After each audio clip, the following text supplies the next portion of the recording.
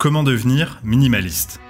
Avant d'y répondre, j'aimerais souligner le fait que tu te poses une question formidable. Sur cette chaîne, on parle de minimalisme, de développement personnel et d'introversion. Ça veut donc dire qu'on s'intéresse ensemble à la philosophie, aux sciences comportementales, à la productivité et à la psychologie. Et le fait que tu te demandes comment devenir minimaliste prouve que tu possèdes au moins une qualité essentielle. Celle d'être ouvert à la nouveauté, d'être à la recherche de ce qui est bon pour toi, et aussi de considérer que s'il le faut, tu es prêt à changer toi-même. Donc que tu prennes le temps de comprendre comment devenir minimaliste démontre que tu fais preuve d'une très grande humilité. C'est aussi un pas énorme vers ton propre bonheur, un chemin vers lequel j'espère, évidemment, pouvoir t'accompagner. La première étape pour devenir minimaliste, c'est de bien comprendre pourquoi tu souhaites le devenir et de trouver, de fait, ta meilleure porte d'entrée.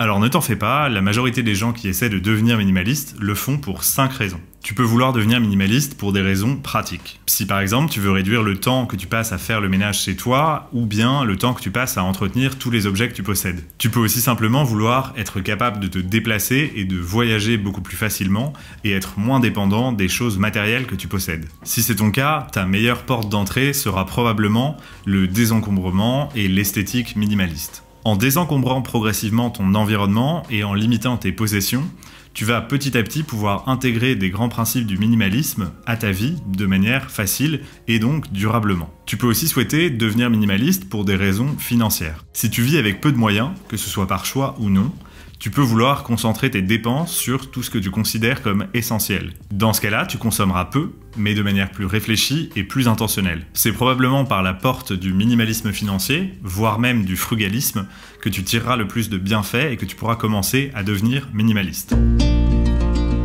Tu peux aussi t'être intéressé au minimalisme pour des raisons éthiques, écologiques, voire même politiques. Si par exemple tu préférais vivre dans un système culturel, politique et économique différent, et que l'écologie est quelque chose de primordial pour toi. Dans ce cas-là, c'est probablement les démarches zéro déchet, la limitation de tes possessions et la simplification de ta vie au quotidien qui t'intéresseront en premier et te permettront de devenir minimaliste. Tu peux aussi vouloir devenir minimaliste pour des raisons philosophiques ou spirituelles. Pour ma part, c'est probablement la première raison qui m'a poussé à m'intéresser au minimalisme. Je cherchais une manière d'appréhender la vie qui soit différente de celle que j'avais connue en grandissant et qui puisse être plus en accord à la fois avec mes convictions et avec mes valeurs. Dans ce cas-là, un peu tous les types de minimalisme vont être une bonne porte d'entrée. Tu peux par exemple commencer par le minimalisme social, le minimalisme digital, le minimalisme informationnel, le désencombrement ou même l'arrêt de la surconsommation. Je te recommande de découvrir chacun de ces aspects du minimalisme et de commencer à les intégrer progressivement dans ton quotidien et dans ta vie. Enfin, tu peux vouloir devenir minimaliste pour améliorer ta santé mentale et être plus intentionnel. Si par exemple tu souhaites réduire ta fatigue décisionnelle, que tu veux passer moins de temps sur les écrans et réduire ton exposition aux réseaux sociaux, dans ce cas c'est probablement le minimalisme digital qui va t'intéresser en premier. Évidemment, ces 5 raisons, pratiques, financières, éthiques, philosophiques et psychologiques, sont totalement cumulables, elles ne sont d'ailleurs pas non plus exhaustives, et tu peux très bien, dans le temps, évoluer et changer de raison principale. D'ailleurs, si parmi ces 5 raisons, tu ne trouves pas la raison pour laquelle tu souhaites devenir minimaliste, n'hésite pas à m'en parler en commentaire, je serais ravi d'échanger avec toi. C'est fort probable que tu commences par désencombrer ton appartement, puis que tu t'intéresses à chaque pan particulier du minimalisme. Quand les difficultés vont commencer à arriver, parce qu'elles vont arriver, tu vas pouvoir te raccrocher à tes motivations premières. Ce qu'il faut bien que tu comprennes, c'est que les gens autour de toi vont commencer à te questionner et à remettre en question le fait que tu deviennes minimaliste. Et à ce moment-là, tu seras bien content de te souvenir pourquoi tu as fait cette démarche et quels sont les bienfaits que tu en tires. La deuxième étape pour devenir minimaliste, c'est le fait de voir le minimalisme tel qu'il est, c'est-à-dire une source de nombreux bienfaits. Une fois que tu as identifié pourquoi tu souhaites devenir minimaliste et que tu connais ta porte d'entrée privilégiée, tu vas pouvoir commencer à essayer de perdre tes anciennes mauvaises habitudes et devenir minimaliste. En général, quand on commence, on ne voit pas immédiatement les effets bénéfiques que ça nous apporte, mais on ne voit que les contraintes.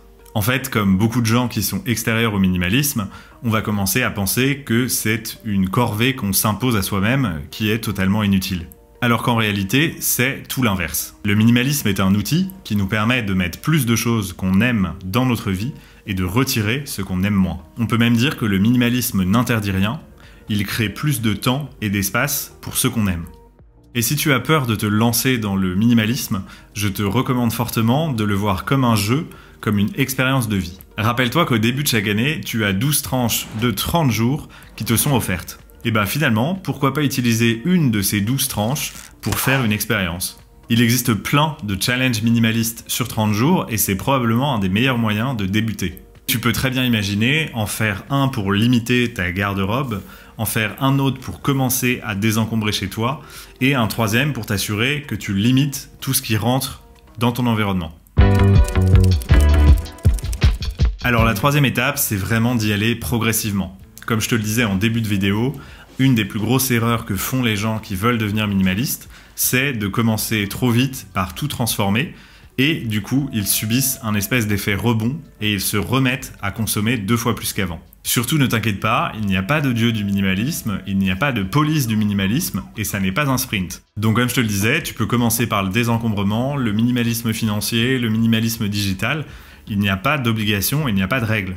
La seule chose importante, c'est de commencer par ce qui te convient le mieux et de tout faire progressivement. Donc si tu as besoin de temps pour te séparer d'objets qui sont chez toi, eh bien n'hésite pas à remplir un carton et à le garder pendant 30 jours chez toi jusqu'à ce que tu sois convaincu que tu peux te séparer de tous ces objets. Et je peux te dire que d'expérience, après plusieurs années à pratiquer le minimalisme, ça ne m'est jamais arrivé d'avoir jeté quelque chose et de regretter de l'avoir fait quelques semaines plus tard.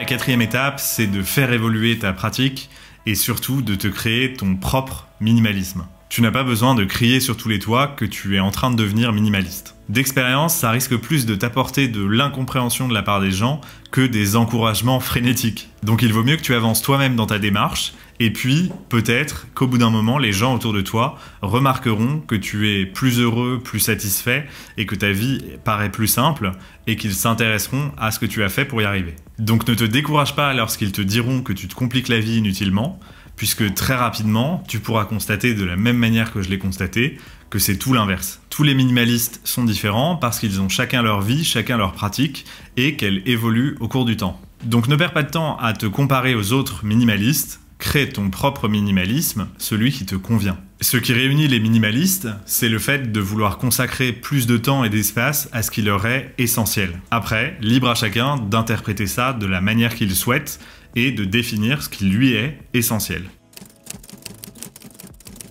Enfin, la cinquième étape, c'est de bien assimiler que le minimalisme est un idéal à atteindre et non pas une vérité du quotidien. Si tu regardes beaucoup de vidéos sur YouTube, tu as dû voir une quantité incroyable de personnes qui se revendiquent minimalistes, mais qui pratiquent un minimalisme extrême. Ça devient après assez facile de s'imaginer que nous sommes des mauvais minimalistes et que nous faisons beaucoup d'erreurs. Mais déjà, la première chose, c'est que faire des erreurs, c'est bien. C'est grâce à ça que tu apprends et que tu peux ensuite ajuster ta pratique. Tu verras au fur et à mesure de ton parcours de minimaliste que tu pourras céder à la tentation et faire un achat compulsif, que tu pourras retélécharger TikTok ou passer 2 heures de suite sur YouTube alors qu'il est 1 h du matin. Bon bah à ce moment-là, souviens-toi que ça ne sert à rien de t'en vouloir et que le plus important, c'est la direction dans laquelle tu vas et non pas la vitesse à laquelle tu y vas. Tant que tu continues de te rapprocher de ton idéal minimaliste et que tu continues de faire évoluer ta pratique, tu n'as pas de raison de t'inquiéter, tu es dans la bonne direction. Tu verras en plus que ce sera de plus en plus simple parce qu'au fur et à mesure, tu pourras mettre en place des habitudes qui vont te permettre de rendre tout ça automatique. Donc surtout, ne t'en veux jamais d'avoir fait une erreur, mais au contraire, apprends de ces erreurs. Comme toujours, un immense merci d'avoir été au bout de la vidéo et je te dis à la semaine prochaine. Ciao!